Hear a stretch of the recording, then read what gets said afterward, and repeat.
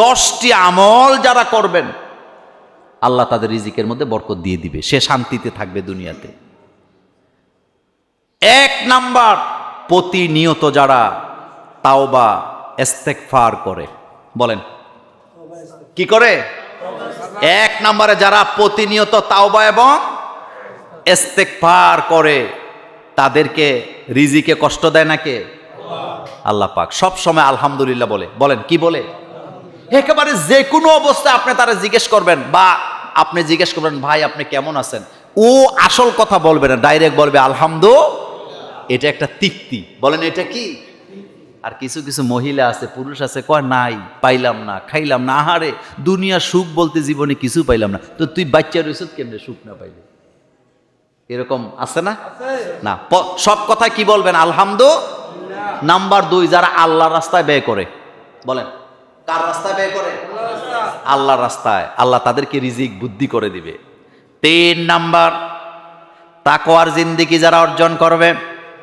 তাকওয়ার জিন্দেগির মানে হলো আল্লাহকে ভয় করে জীবন চালাবে, আল্লাহর হক নষ্ট করবে না, বান্দার হক নষ্ট করবে না, সব সময় আল্লাহর প্রতি তাওয়াক্কুল করে চলবে। সে একটা কথাই বলবে, আমার জন্য আমার আল্লাহই যথেষ্ট, তার জন্য রিজিকে বারাকা দিবেন কে? 4 নাম্বার, পরিবার পরিজন আত্মীয় স্বজনের সাথে সুসম্পর্ক রাখলে আল্লাহ রিজিকে বরকত দিবে। সুবহানাল্লাহ বলবেন না? আত্মীয় স্বজনের সাথে কি রাখবেন? সুসম্পর্ক রাখবেন। দেখবেন 4টা ভাই 5টা ভাই, একটা ভাই আত্মীয় স্বজনের সাথে সম্পর্ক ভালো রাখছে, সে সবচেয়ে বেশি সুখী আছে। আপনি খবর নিয়ে দেখেন, এটা শুধু বাংলাদেশ না, জুমুরেও এরকম পাবেন। দেখবেন যেই ভাইটা আত্মীয় স্বজনকে নিয়ে চলে, বোনদেরকে খাওয়ায়, ভাইদেরকে দাওয়াত দিয়ে খাওয়ায়, ফুপুদেরকে খাওয়ায়, চাচাদেরকে খাওয়ায়, আত্মীয় স্বজনের সাথে টেলিফোন করে খোঁজখবর রাখে, সে সবচেয়ে বেশি সুখী আছে। তার রিজিকে বরকত দিবে কে? 5 নাম্বার, উমরা করলে। কি করলে? উমরা করলে আল্লাহ রিজিকে বরকত দেয়। এটা যারা উমরা করছেন তারা টের পাইছেন, একটা প্রশান্তি। বলেন এটা কি? ওই যে আমাদের সাদেক ভাই উমরা করে আইছে, মাশাআল্লাহ, আলহামদুলিল্লাহ। তো উমরা করলে রিজিকে বরকত দিবে কে? আল্লাহ পাক। এরপরে 6 নাম্বার, বিয়ে করলে বরকত বাড়ে। বলেন কি করলে? আমি মোল্লা নাজিম ছাত্র জীবনেও টাকা কামাইছি, কিন্তু একটাও রাখতে পারছি না।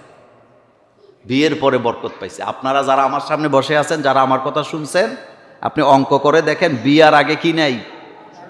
বরকত নাই। বিয়ে করলেই বরকত দেখে আল্লাহ। রাসূলকে বলছেন অওয়াজাদাকা আইলাং ফাআগনা, এটা বিয়ার পরের কথা। রাসূলুল্লাহকে বলেন, ও নবী, আপনাকে আমি দরিদ্র অবস্থায় পাইছি, কিন্তু আমি আপনাকে ধনী বানায় দিছি। তার মানে খাদিজাকে বিয়ে করার পরে আল্লাহ আপনার অর্থনৈতিক সমস্যা দূর করে দিছে।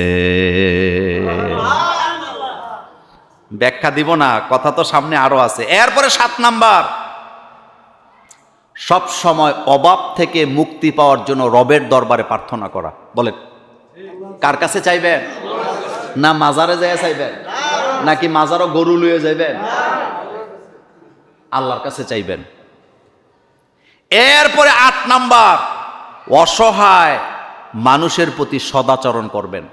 আচ্ছা বলেন তো, কিয়ামতের ময়দানে আমল নামার মধ্যে সবচেয়ে ভারী আমল হবে কোনটা? সদাচরণ, উত্তম আচরণ, উত্তম ব্যবহার। বলেন কি ব্যবহার? ভালো ব্যবহার। আপনি এটা সোজা মনে করেন, কিছু মানুষ আছে হেতের দ্বারা ভালো ব্যবহার। কিয়ামতের ময়দানে নামাজ, রোজা, হজ, যাকাতের চাইতে, দান সাদাকার চাইতে ভারী ওজন হবে উত্তম আচরণ, সদাচরণ, ভালো ব্যবহার। সদাচরণ যারা করবে তাদের আমলনামা সবচেয়ে বেশি ভারী হয়ে যাবে। হাসরের মাঠে আমলনামা কি গণা হবে না ওজন দেওয়া হবে? আপনি 1 কোটি বার সুবহানাল্লাহ, 6 কোটি বার আলহামদুলিল্লাহ পড়ছেন, আপনি পড়ছেন, কিন্তু আল্লাহ হাসরের মধ্যে ময়দানে কোয়ান্টিটি দেখবে না, আল্লাহ কি দেখবে? কোয়ালিটি দেখবে। আল্লাহ ওজন দিবে। সুবহানাল্লাহ। আপনি কি দিবে? আল্লাহ কি দিবে? জাজ পড়ছে, অপেক্ষায় আছে কখন মাগরিবের আজান দিবে। মাগরিবের নামাজ পড়ছে, অপেক্ষায় আছে কখন এশার আজান হবে। এশার নামাজ পড়ার পরে ঘুমাতে গেছে, ঘুমের আগে চিন্তা করে ঘুমাইছে, আমাকে ফজরের সময় জাগতেই হবে। এই চিন্তা চেতনা যাদের মগজে আছে, আল্লাহ তাদের রিজিকে বরকত দান করে দিবে। 10 নাম্বার, যারা আল্লাহর রাস্তায় হিজরত করে। বলেন কি করে? জোরে কর না।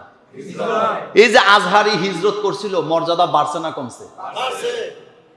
এই যে বিদেশ গেছে, আপনি কোন হ্যাঁ বিদেশ গেছে, বিদেশ গেছে না, সে হিজরত করছে। সে যখন এখানে টিকতে পারে নাই, তখন সে কি করছে? আরেক দেশে চলে গেছে। এটাকে হিজরত বলে। এটা কিয়ামত পর্যন্ত জারি থাকবে। বলেন। জাকির নায়েক ইন্ডিয়াতে টিকতে পারে নাই, তিনি হিজরত করে কোথায় গেছে? সৌদিতে গেছে প্রথম, তারপরে গেছে মালয়েশিয়া। এটা হিজরত। নিজের বাড়ি ঘর দেশ ছাইরা আরেক দেশে চলে যাওয়া, ইসলামের দাওয়াতি কাজ করার কারণে, আল্লাহর কথা বলার কারণে, এটা হিজরত। এটা কি? কাজী ইব্রাহিম সাহেব দেশের বাইরে গেছিল না, এখন আবার আসছে, এটা হিজরত। এটা কি? হিজরত। বাংলাদেশের অসংখ্য যুবক তাদের আদর্শের কারণে বাংলাদেশ থেকে যাওয়া লাগছে বিদেশে, এটা হিজরত। এইটা যারা করে আল্লাহ তাদের রিজিকে বরকত দান করে। আরো অনেক আলেম ওলামা হিজরত করছে না? করছে। উপায় নাই, এখানে টিকার কোনো সুযোগ। অধ্যাপক মফিজুর রহমান সাহেব বক্তৃতা শুনলে বুঝবেন, মাথাটা একটা কম্পিউটার। উনি মূলত ইংলিশের প্রফেসর, তিনিও হিজরত করে ইংল্যান্ডে চলে যাওয়া লাগছে। আমাদের শিল্পী নওশাদ মাহফুজ, নাম শুনছেন? কি অসাধারণ কণ্ঠ, কি তেলাওয়াত, কি চমৎকার তেলাওয়াত তিনি করেন। কিন্তু হিজরত করা লাগছে, দেশ থেকে চলে যাওয়া লাগছে। দেশে টিকতে এই রকমের নাম না জানা হাজার হাজার মানুষ আছে যারা দেশ থেকে বিদেশে চলে যাওয়া লাগছে। হিজরত যারা করে তাদের রিজিকে বরকত দেয় কে? আল্লাহ রব্বুল আলামিন বরকত দেন। আমার কলিজার ভাইয়েরা, এখন মনোযোগ দেন। 3টি দোয়া বেশি বেশি করবেন। বলেন কয়টা? 3টা দোয়া। 1 নাম্বার, অসুস্থতা, রোগ, ওষুধ খাইলে শুধু ভালো হবে না, আল্লাহর কাছে চাইতে হবে। ওয়া ইযা মারিত্তু ফাহুয়া ইয়াশফি।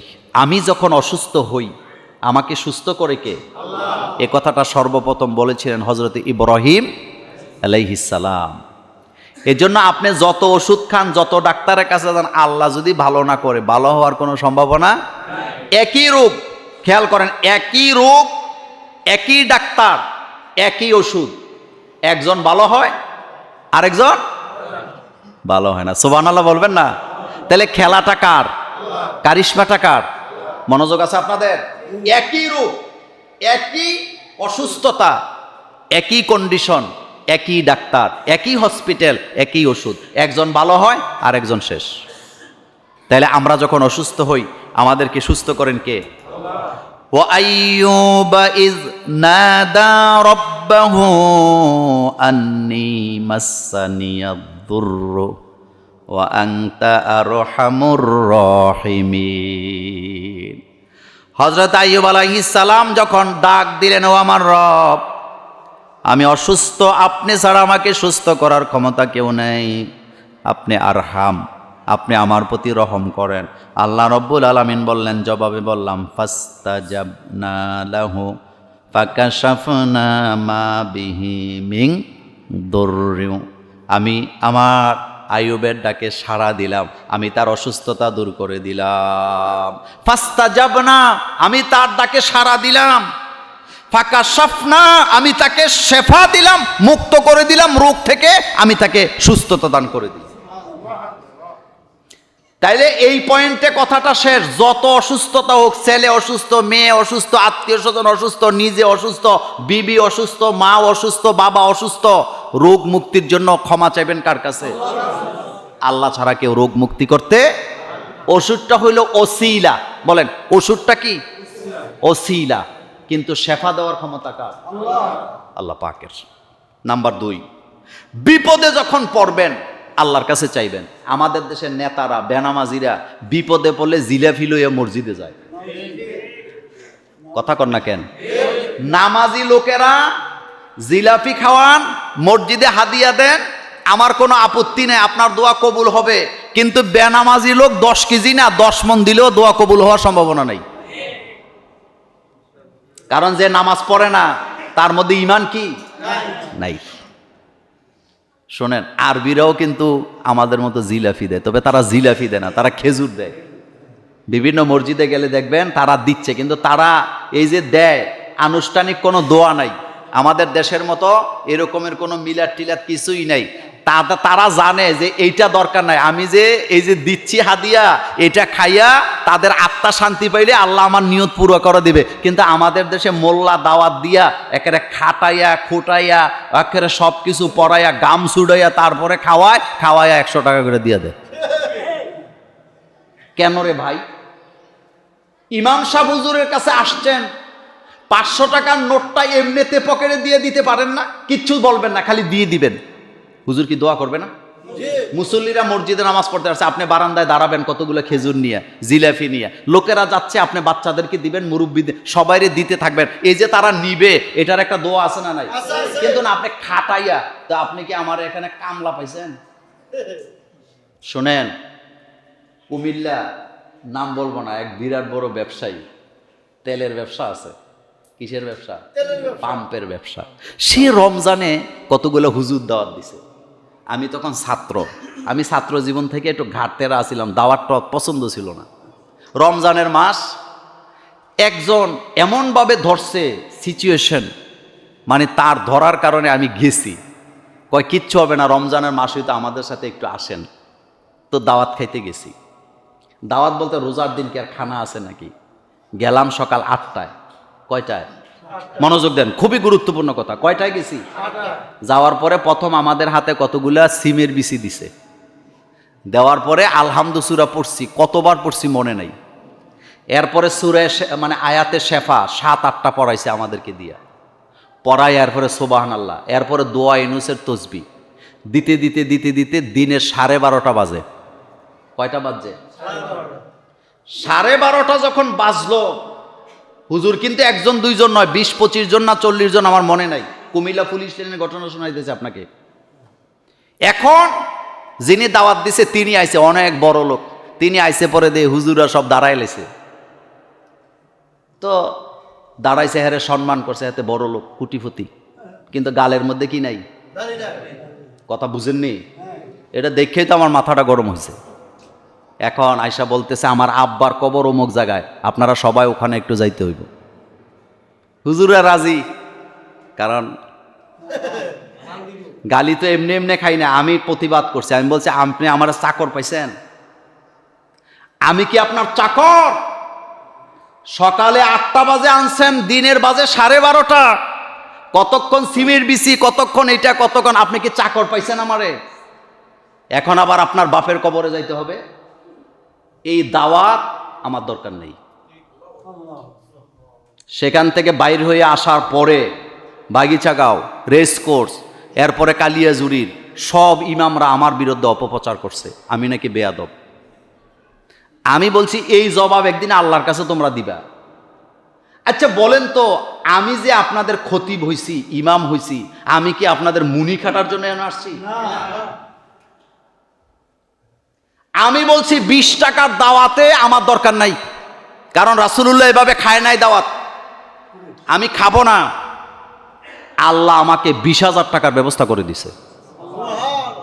এটা আমি শুকরিয়াতান বলছি, অহংকার করে বলি নাই। কারণ আমার ইমান কি ছিল? হেতে টাকাওয়ালা, কয়েকটা পাম্পের মালিক আমার নিয়ে সারাদিন খাটাইয়া হেতে আমার 100 টাকা, 500 টাকা, 1000 টাকা করে দিয়ে দিব। তোর টাকায় বেটা থুতু মারি বেটা। আপনি মানুষের কাছে দোয়া চাইবেন না, তাকে কিছু দিয়ে দিবেন। রাসূল বলছে কাউকে খাওয়াইয়া দোয়া চাইতে হয় না, খাওয়াইলেই আরশে আজিম খুশি হয়ে যায়, আর ওই বান্দার যত অভাব আছে আল্লাহ দূর করে দেয়। আপনি নিজে নামাজ পড়েন না, আপনার ঘরে কেউ নামাজ পড়ে না, বিপদে বললে আপনি জিলাফি কতলাইন না, আপনি কবেন হুজুর দোয়া করেন, আর আমার পকেটে 100 টাকা দিয়ে দিবেন। এত সোজা না দোয়া। দোয়ার অনেক দাম আছে মিয়া। হ্যাঁ, দোয়ার অনেক কি আছে। আপনারা কি রাগ করতেছেন আমার কথা শুনুন? দোয়ার দাম আছে, মোমেনের দোয়ার দাম আছে। বলেন মোমেনের দোয়ার কি আছে? এই যে মাদ্রাসার ছাত্রগুলা দেখছেন না, আল্লাহর কসম করে বলি, এই বাচ্চাগুলা যখন রাস্তা দিয়ে হাঁটে, আপনি একটা চকলেট দিয়েন, দেখবেন আপনার যে কোনো সমস্যা আপনি দেখবেন সমাধান হয়ে যাবে। কেন হবে জানেন? কারণ তলিবুল এলেমরা যখন রাস্তা দিয়ে হাঁটে, রহমতের ফেরেশতাদেরকে আল্লাহ অর্ডার করে আকাশ আরশে আজিম থেকে, আমার এই বান্দার মাথার উপরে পায়ের নিচে তোদের ডানাগুলি বিছিয়ে দে। কিন্তু আপনি কিন্তু বাসের কন্ট্রাক্টররাও দেখবেন, মাদ্রাসা ছাত্র দেখলে হাতে ঠেল্লা নিয়ে ফিসে দেয়, আছে না? শিখেন নাই, জাগা মতো দোয়া নিতে জানেন নাই। আপনি যার কাছে দোয়ার লাইগা যান, হেতের কাছে দোয়া নাই। যেখানে দিলে কাজ হবে ওখানে দিবেন। একটা ভিক্ষুক রাস্তায় বসে আছে, আপনি কিচ্ছু বলবেন না, পকেট থেকে দিয়ে দিবেন, যা আছে তাই দিবেন। আমি সবসময় আমার ড্রাইভারকে, আমার পিএসকে, যে তারা দুইজন এখানে আছে, সবসময় ধমকাই যে বাংতি টাকা গাড়িতে সবসময় থাকতে হবে। যে চাইছে ভিক্ষুক কিনা আমার জানার দরকার না, সে চাইছে তাকে দিতে হবে। এ অর্ডার কার? তার প্রয়োজন আছে কিনা ওইটা দরকার। সে তো চাইছে, হাত পাচ্ছে, তো তার প্রয়োজন বলেই সে হাতটা পাচ্ছে। আর আপনার এখানে ভিক্ষা করতে আইলে জিগা কয় দোয়ায় কোনো ফারজ নেই, নামাজ পড়ছতি সকালে, তো এটা কইতে গেছে আপনাদের দিয়ে দিবেন। আমরা বর্তমানে অবস্থান করছি শাবান মাসে, তারপরেই শুরু হবে রমাদান বা রমজান। শাবানের মাসটি হলো রমজানের প্রস্তুতির মাস। আপনি যে কোনো কাজ করেন, আপনার একটা প্রস্তুতি থাকে।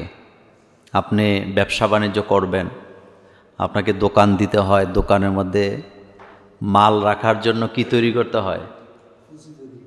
সেলফ লাগে, পুঁজি লাগে, আনুষঙ্গিক লাগে, কর্মচারী লাগে। আপনি প্রস্তুতি নিয়ে তারপরে দোকানে বসেন। আপনি বিদেশে যাবেন, পাসপোর্ট করা লাগে, ভিসা লাগে, টিকিট লাগে, তারপরে যাবেন। আপনি ভাত খাবেন, এটা সাথে সাথে ভাত বললেই আসে না।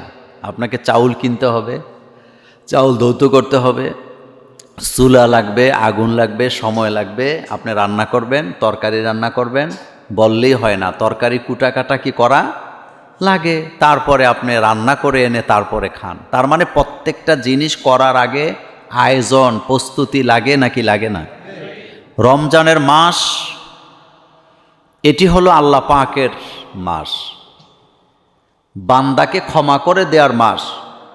তো এই মাসটি আমাদের সামনে আসবেন, আমাদের একটা প্রস্তুতির দরকার আছে নাকি নাই?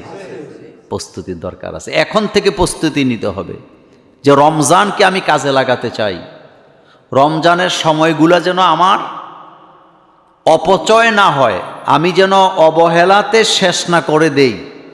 এই প্রস্তুতিটা আমাকে আপনাকে এই শাবানের মাসেই নিতে হবে।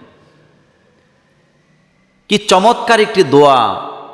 আল্লাহুম্মা বারিক লানা ফি রজাবা ও শাবান ও বাল্লিগনা রমাদান। আয় আল্লাহ, আপনি আমাদের জন্য শাবানের মাসকে কি করেন?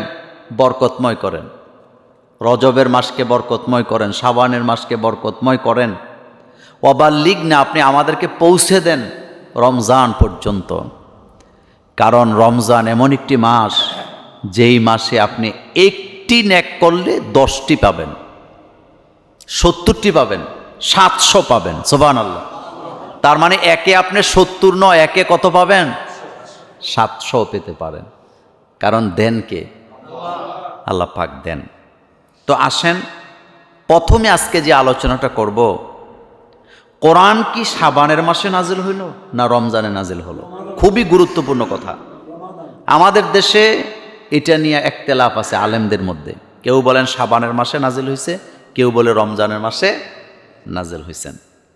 শাবানের মাসে কোরআন নাজিল হয়েছে এই কথা যারা বলেন, তাদের দলিল হচ্ছে সূরাতুদ দুখানের একটি আয়াত। আল্লাহ রাব্বুল আলামিন বলছেন, ইন্না আনজালনাহু ফি লাইলাতিন মুবারাকাতিন ইন্না কুন্না মুনজিরিন। আল্লাহ পাক বলেন, নিশ্চয় আমি এটা নাযিল করেছি বরকতময় রাতে, নিশ্চয় আমি সতর্ককারী। সে রাতে প্রত্যেক প্রজ্ঞাপূর্ণ বিষয়ে সিদ্ধান্ত অনুমোদন করা হয়। সেই বিষয়ে আকাশের মধ্যে আল্লাহ পাকের গুরুত্বপূর্ণ সিদ্ধান্ত আল্লাহ দিয়ে থাকেন। কোরআনকে আমি এমন এক রাত্রিতে নাজিল করেছি, যেই রাত্রিতে আল্লাহ পাক রব্বুল আলামিন বিভিন্ন বিষয়ে কি দেন সিদ্ধান্ত, ফেরেশতাদেরকে বুঝিয়ে দেন। এই আয়াত থেকে অনেকে বলেন নেসফে শাবানে কোরআন নাযিল হয়েছে, কিন্তু আমরা যদি সূরাতুল কদরের দিকে তাকাই তাহলে সেখানে দেখতে পাই আল্লাহ স্পষ্ট করে বলে দিয়েছেন, ইন্না আনজালনাহু ফি লাইলাতিল কদরি ওয়া মা আদরাকা মা লাইলাতুল কদর লাইলাতুল কদরি খায়রুম মিন আলফি শাহর তানাজ্জালুল মালাইকাতু ওয়ার রূহু ফিহা বিইজনি রাব্বিহিম মিন কুল্লি আমর সালামুন হিয়া হাত্তা মাতলাইল ফজর। আল্লাহ পাক বলেন ইন্না আনজালনাহু ফি লাইলাতিল কদরি, নিশ্চয় আমি নাযিল করেছি এই কোরআনকে কদরের রাত্রিতে। যেহেতু আল্লাহ স্পষ্ট করে বলে দিয়েছেন আমি এটা কদরের রাত্রিতে নাযিল করেছি, সুতরাং এটা নিয়ে আর আমাদের সন্দেহ থাকলো না কোরআন নাযিল হয়েছে কোন রাত্রিতে।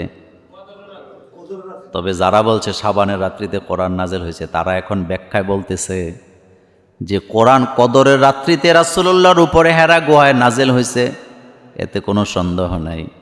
কিন্তু এখানে যে নাযিলের কথা বলা হয়েছে সেটি প্রথম আকাশে এই রাত্রিতে কোরআন আল্লাহ নাযিল করেছেন। তাদের ব্যাখ্যাটা হলো প্রথম আকাশ পর্যন্ত আল্লাহ পাক নেসফে শাবানে কোরআনকে নাযিল করেছেন, আর কদরের রাত্রিতে রাসূলুল্লাহর কাছে কোরআন নিয়ে জিবরাইল আমিন আসছে। তাদের কথাকে আমরা সম্মান করি, কিন্তু আল্লাহ বলছেন আমি কোন রাত্রিতে নাযিল করছি। তাহলে বোঝা গেল কোরআন কোন রাত্রিতে নাযিল হয়েছে, কদরের রাত্রিতে। এখন আসেন এই কোরআন যে আল্লাহ নাযিল করলেন এই রাত্রিতে, কদরের রাত্রিতে, কদরের রাত্রির মর্যাদা তো আপনারা জানেন। আমাদের দেশে শুধু নয়, সারা পৃথিবীতে নেসফে শাবানকে ঘিরে মানুষের মধ্যে কিছু মতপার্থক্য আছে।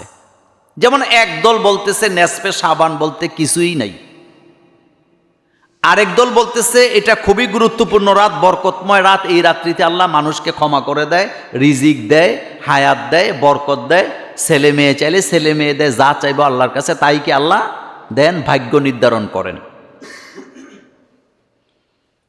আরেক দল বলতেছে আমরা এটা নিয়ে বাড়াবাড়ি করব না, কারণ হাদিসে রাসূল সাল্লাল্লাহু আলাইহি ওয়াসাল্লাম বলছেন এই রাত্রিতে আল্লাহ পাক এমনিতেই অসংখ্য মানুষকে কি করে ক্ষমা করে দেয়।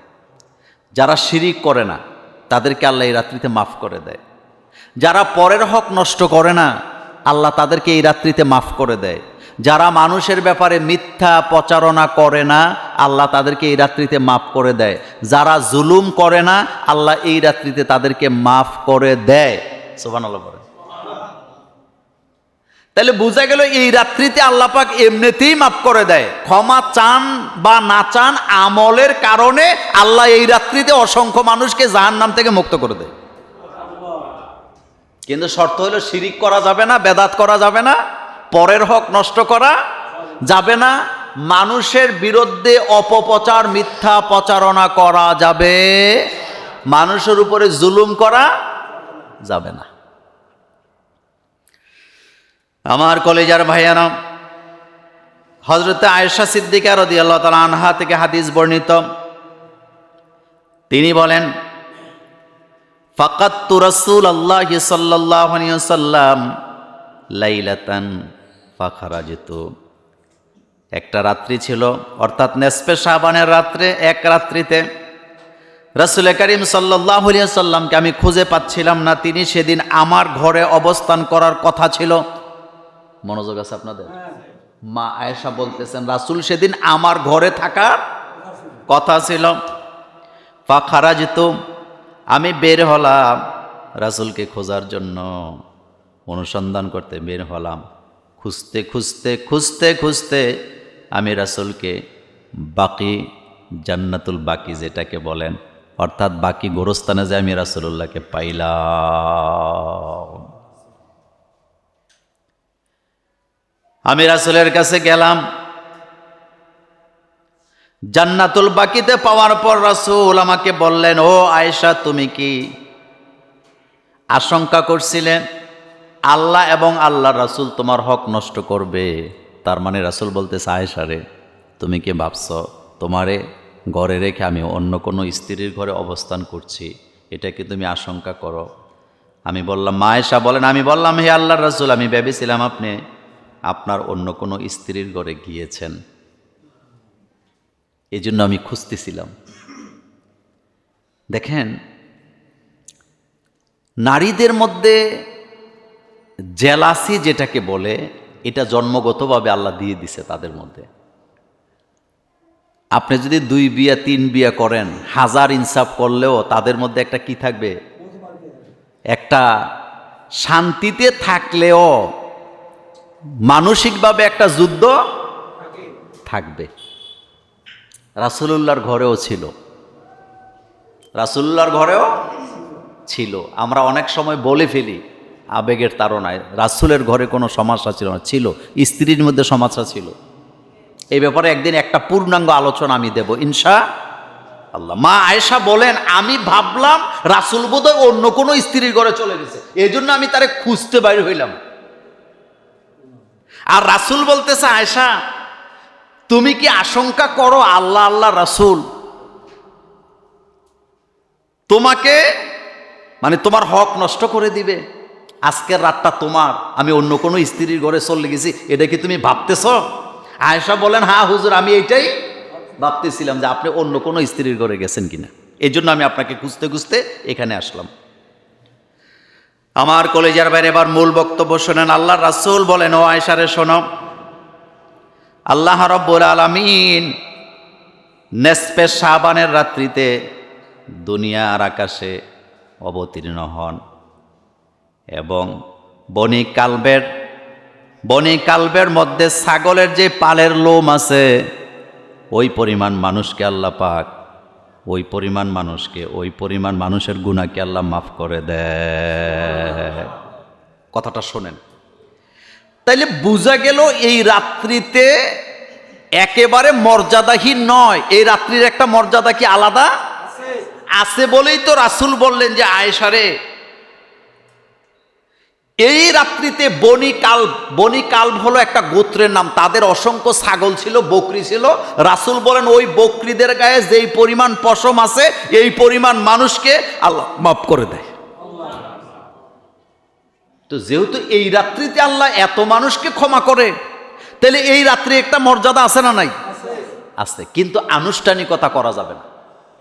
আমরা ছোটবেলা দেখছি সাবানের, মানে শবে বরাত যেটাকে বলেন, সাবানে, নেসফে সাবানে রুটি বানাইতো, গোশত রান্না করত এবং সারাদিন ভিক্ষুকরা আসতো, তাদেরকে এগুলা খাইতে দিতেন, নিজেরা খাইতেন। রাতের বেলা আনুষ্ঠানিকভাবে মসজিদের মধ্যে বিরিয়ানি টিরিয়ানি খাওয়াইতো। এটা আমার মাকেও আমি দেখছি, রুটি বানাইতে বানাইতে এই পরিমাণ বানাইতেন, লোকজন 4-5 জন লোক দিয়ে কাজ করাইতেন। এরপরে এত বড় পাতিলের মধ্যে গোশত রান্না করতেন। আর ভিক্ষুকরাও তখন কি আসলে তাদেরকে রুটি গোশত দিত, মেহমানদেরকে দিত, আত্মীয় স্বজনের ঘরে কি দিতেন। এটা আমরা দেখছি। আরবরা এই রাত্রিতে মসজিদে মক্কা মদিনায় উমরা করে, অনেকে করে। এবং আপনি যদি দেখেন ভিডিওগুলোতে, নেসফে শাবানে মক্কা এবং মদিনার মসজিদে লোকজনের একটা ভিড় কি থাকে, বেশি থাকে। তবে এই রাত্রিকে আমরা যদি বলি ভাগ্য রজনী, এটা ঠিক না। কারণ ভাগ্য আল্লাহ নির্ধারণ করেন অনেক আগে, রিজিক বন্টন হয়, এটাও ঠিক না। কারণ রিজিক মানুষ সৃষ্টি করার 50,000 বছর আগে রিজিক তৈরি করছে কে? তখনই আল্লাহ বন্টন করে দিছে। হ্যাঁ, কোন মুহাদ্দিসগণ বলেছেন রিজিক বন্টন মানে হলো আগামী 1 বছর সে কি খাবে, কি রিজিক গ্রহণ করবে, এই রাত্রিতে আল্লাহ ফেরেশতাদেরকে বুঝাইয়া দেয়। এখন আসেন, এই রাত্রিতে আল্লাহ পাক বান্দার ডাকে সাড়া দেয় নাকি দেয় না? দেয়। তবে আপনি চাইলেও আপনি মাপ পাবেন, না চাইলেও কি মাপ পাবেন। সমস্যাটা যেই জায়গায় এটা আগে বলি। একটা লোক নামাজ পড়ে না, একজন মহিলা নামাজ পড়ে না, সারা মাস পড়ে না, কাপড় চোপড়ও ধোয় না, পবিত্রতাও থাকে না। কিছু মানুষ আছে ফরজ গোসলও করে না, এরকমের খাডাস আমাদের সমাজে আছে না? আছে। কাপড় চোপড় ঠিক থাকে না, কাপড় চোপড়ের কি থাকে না, ঠিক থাকে না। তুমি ভালো আছো? মাশাআল্লাহ। অজু করছো? যাও না, একটু অজু করে আসো, অজু করে আসো, যাও। ওই যে তোমাকে মোস্তাক ভাই নিয়ে যাবে, একটু অজু করে আসো, যাও যাও, একটু যাও, অজু করে আসো। দাঁড়ান দাঁড়ান দাঁড়ান, ওরা ই করেন না, ধরো এটা দিয়ে তুমি একটা চকলেট খাবা, নাও আসো, এটা ওরে, আসো আসো, না ও আসো, তুমি আসো, আসো আসো, চুপ, কেউ কথা বলবেন না, ধরো। হ্যাঁ যাও, তুমি এটা দোকানে যেয়ে একটা চকলেট খাই আসো, যাও। না হ্যাঁ ঠিক আছে, যাও যাও। হ্যাঁ নামাজ, এই চকলেট খাই আইসা তুমি নামাজ পড়বা, যাও। ওরে দেন, এই টাকাটা নিয়ে তুমি দোকানে চলে যাও। হ্যাঁ মুস্তাক ভাই একেবারে রাস্তায় দিবেন, হ্যাঁ এই টাকাটা দিয়ে তুমি দোকানে যাবা, চকলেট খাবা। আল্লাহ শুনেন, আমি আপনি ওই জায়গায় থাকতে পারতাম? আমার অবস্থা এরকম। সে কি ইচ্ছা করে এরকম হয়েছে? আল্লাহ আপনারা আমারে সুস্থ বানায় রাখছে, ব্রেন সুস্থ রাখছে। সকলে জোরে বলেন আলহামদুলিল্লাহ। এই যে শুকরিয়া করি না আমরা, আপনি চিন্তা করছেন? সে কিন্তু জানেই না সে যে এখানে আসছে, সে কিন্তু জানেই না সে তার অবস্থা যে এরকম। তার কোনো গুনাহ নাই, বলেন তার কোনো কি নাই, তার কোনো শরীয়ত নাই, তার কোনো গুনাহ নাই। যাক, মনোযোগ দেন আমার দিকে। কোন কথায় ছিলাম আমরা? শাবানের রাত্রিতে আল্লাহ এমনিতেই মাফ করে দেয়। ওই যে সমস্যাটা যেই জায়গায়, একটা মানুষ নামাজ পড়ে না, বলেন কি পড়ে না? একজন মহিলাও নামাজ পড়ে না, পবিত্রতা অর্জন করে না, গোসলও করে না, ফরজ গোসলও করে না, কিন্তু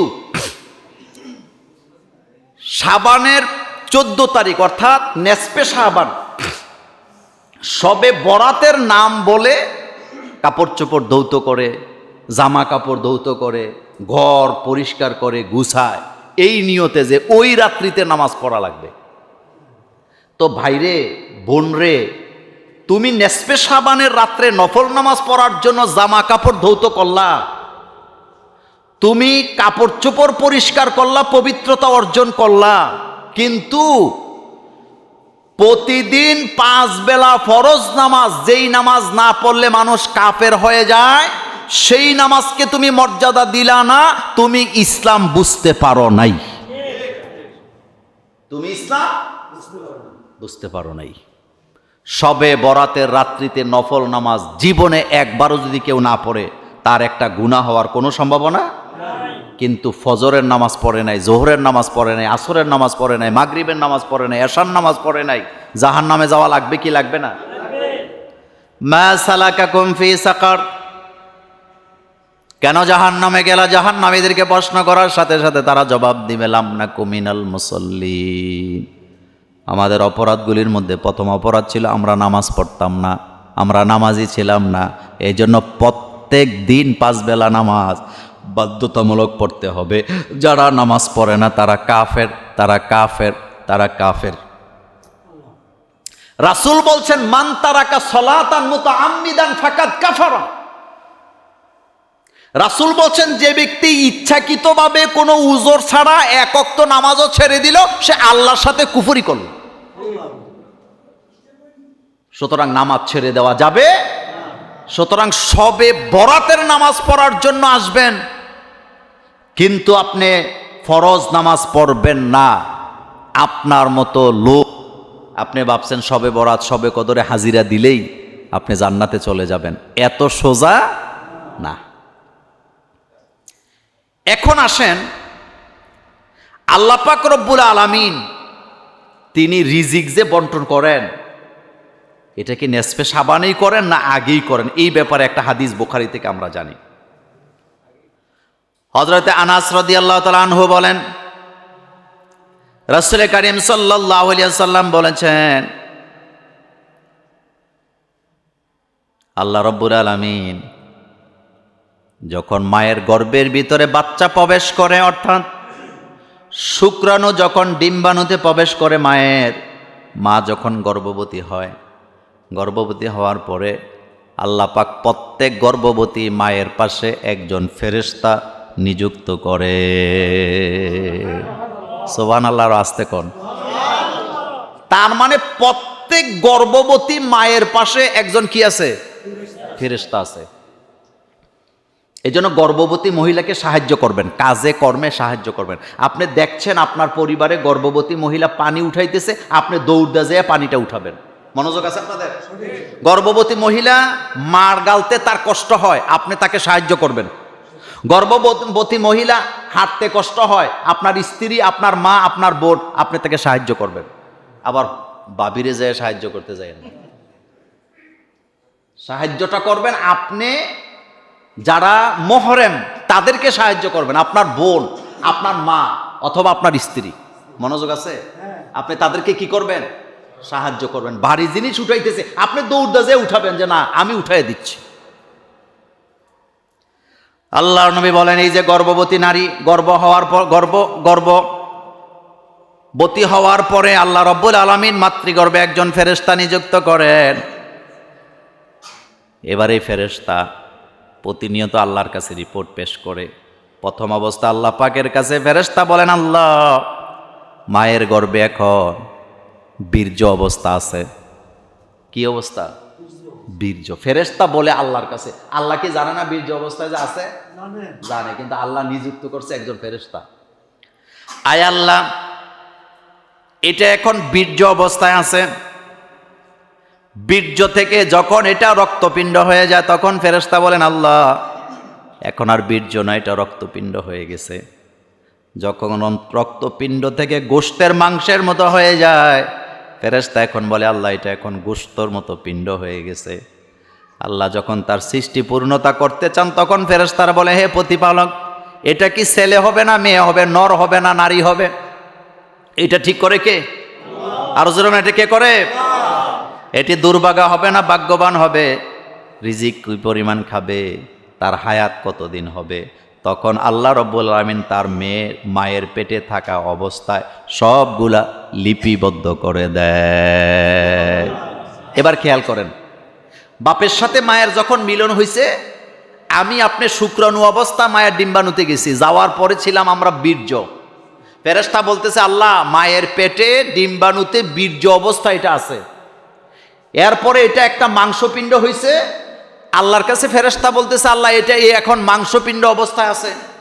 মাংসপিণ্ড থেকে যখন পুরা শরীরটা গঠন হয়েছে তখন ফেরেশতা বলছে, আল্লাহ এটা তো একটা দেহের মতো হয়ে যাচ্ছে। আল্লাহ তখন এটাতে রূহ দিছে। এবার ফেরেশতারা বলছে, আল্লাহ তার আয়ুকাল কত হবে, এটা ছেলে হবে না মেয়ে হবে, নেককার হবে না বদকার হবে, রিজিক কতদিন গ্রহণ করবে, দুনিয়াতে কতদিন অবস্থান করবে। এটা বলার পরে আল্লাহ রাব্বুল আলামিন সবগুলা এই বান্দা বান্দির জন্য মায়ের পেটে থাকা অবস্থায় সব লিখে দেয়। আল্লাহ যে কত বড় কারিগর, সুবহানাল্লাহ বলবেন না? আল্লাহ যে কত বড় কারিগর। সবে বরাতের রাত্রে সব করে না, আপনি মায়ের পেটে, আমি মায়ের পেটে থাকা অবস্থায় আমার খাদ্য, আমার রিজিক, আমার হায়াত, আমার মৌত, আমার জিন্দিগি, আমি ছেলে না মেয়ে, আমি কতদিন বাঁচবো, সব আল্লাহ লিখে দিয়ে দিয়েছে। এখন আসেন গুরুত্বপূর্ণ কথা বলি, রিজিক নিয়ে কারাকারি আছে না নাই? মারামারি। আমরা দুনিয়াতে যা করি রিজিকের জন্যই তো করি। মিথ্যা মামলা বলেন, মোকদ্দমা বলেন, দৌড়াদৌড়ি বলেন, জেল খাটা বলেন, ব্যবসা করেন, বাণিজ্য করেন, বিদেশে যান, চাকরি করেন, কিসের জন্য করেন? রিজিকের জন্য করেন। রিজিক বৃদ্ধি করার 10টি আমল, 10টা আমল যারা করবেন রিজিকে কখনো আপনি অভাব পাবেন না।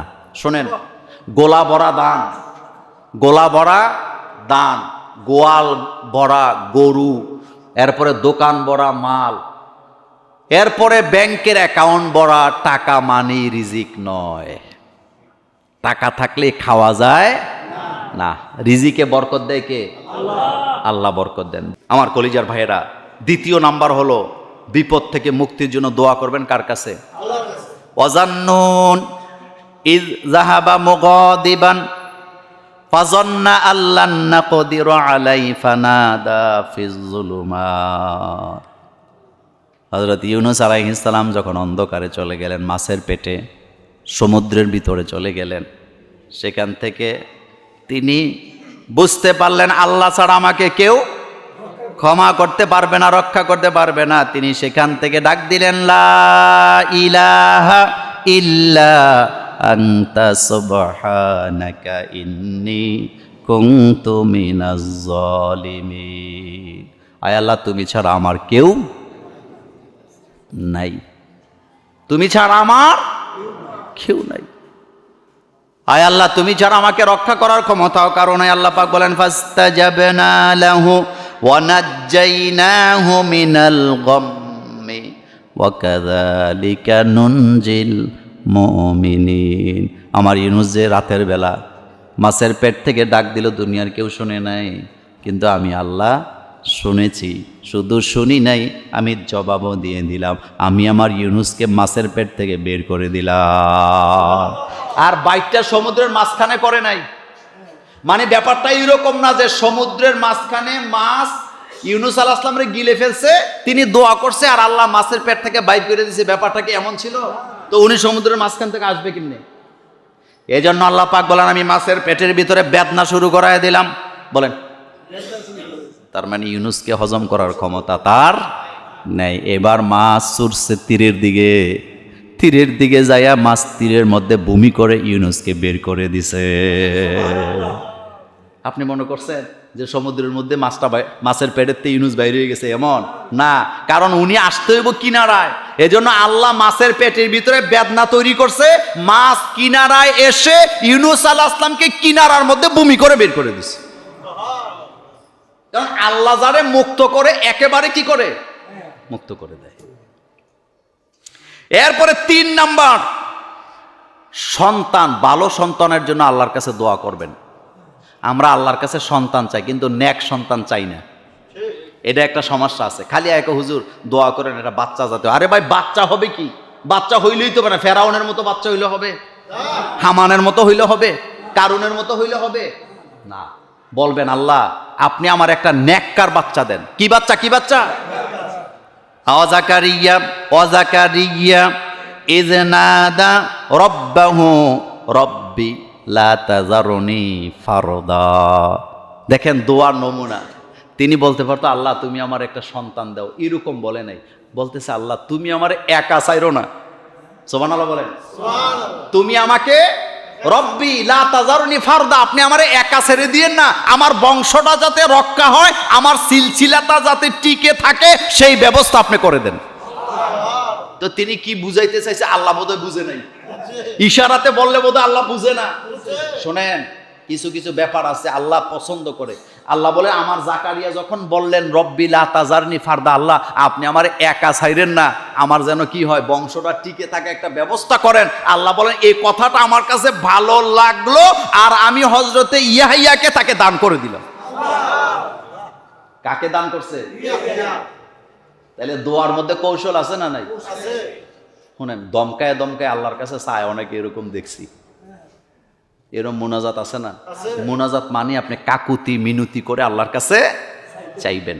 এবার আসেন, একটু লম্বা হবে আলোচনা, যেহেতু গত 2 জুমায় আসি নাই।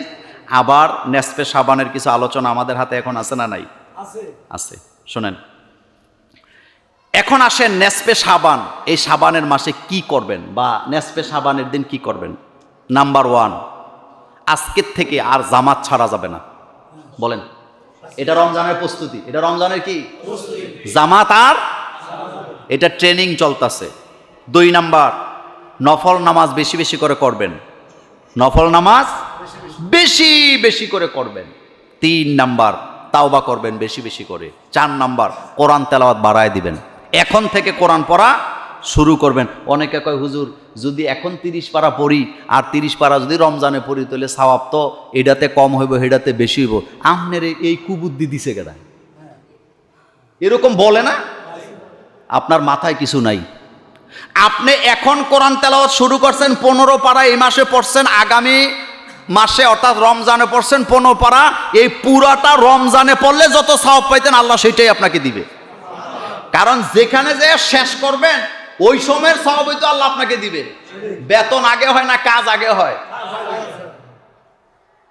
এরপরে 6 নাম্বার জিকিরে আজকারে থাকবেন। 3টা জিকির সবচেয়ে আল্লাহর কাছে প্রিয়, সুবহানাল্লাহ, আলহামদুলিল্লাহ, লা আল্লাহু আকবার। বলেন সুবহানাল্লাহ, আলহামদুলিল্লাহ, আল্লাহু আকবার। এটা বেশি বেশি করে মনে মনে পড়বেন। এরপরে 5 নাম্বার দুরুদ। বলেন কি? দুরুদ। বেশি বেশি করে রাসূলের উপরে দুরুদ পড়বেন। যারা বেশি বেশি দুরুদ পড়বে তারা মৃত্যুর আগে রাসূলুল্লাহকে স্বপ্নে দেখবে, আর হাসরের মাঠে রাসূলুল্লাহর সুপারিশ তাদের নসিব হবে। এরপরে এই চাঁদের রাত্রিতে বেশি বেশি করে তাহাজ্জুদের নামাজ পড়বেন, এখন থেকে শুরু করে দিবেন। এরপরে 8 নাম্বার সদাকা করবেন। কি করবেন? এ সদাকা মানে লাখ লাখ টাকা না, আপনি 1 টাকা 2 টাকা দিলেও এটা কি হবে? সদাকা হবে।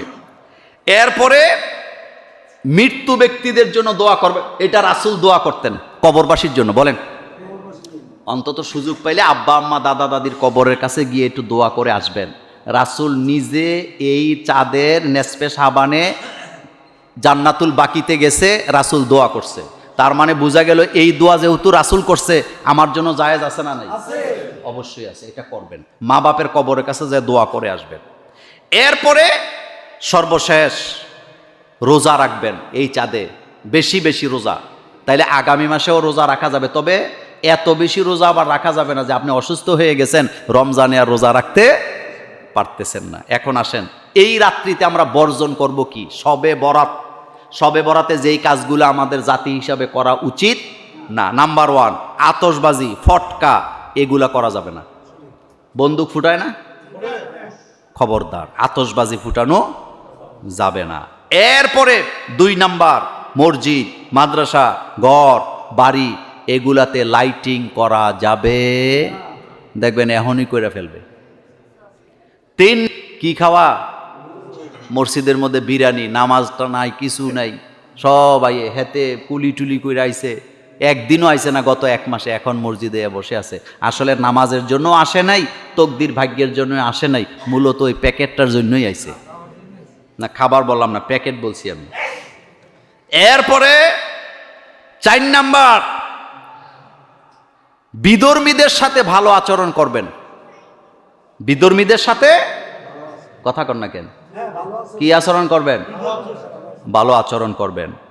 এরপরে খিচুড়ি, বিরিয়ানি, হালুয়া, রুটি এগুলা করে সময় নষ্ট করার কোনো দরকার নাই। দলে দলে মসজিদে যাওয়ার দরকার নাই, গোপনে গোপনে যাবেন, গোপনে গোপনে যাবেন। এই রাত্রে মেহমানদারি করা এটা বিদআত। এটা কি? বিদআত। এরপরে সর্বশেষ এই রাত্রি উপলক্ষে ঘোরাঘুরি করা, দেখবেন দলে দলে ফোলাফাইন রাস্তায় রাস্তায় ঘুরে, দেখছেন না? রাস্তায় রাস্তায় ঘুরে, হোটেলে গিয়া খায়, আড্ডা মারে, এগুলা যেন আমরা না করি। এই জন্য ইসলাম আসে নাই। আল্লাহ আমাদেরকে বুঝার তৌফিক দান করুক, আমরা বলি আমিন। আমার কলেজার ভাইয়েরা, কয়েকটা প্রশ্ন আসছে, প্রশ্নগুলোর জবাব যেই কয়টা দিতে পারি এই কয়টা দেব ইনশাআল্লাহ।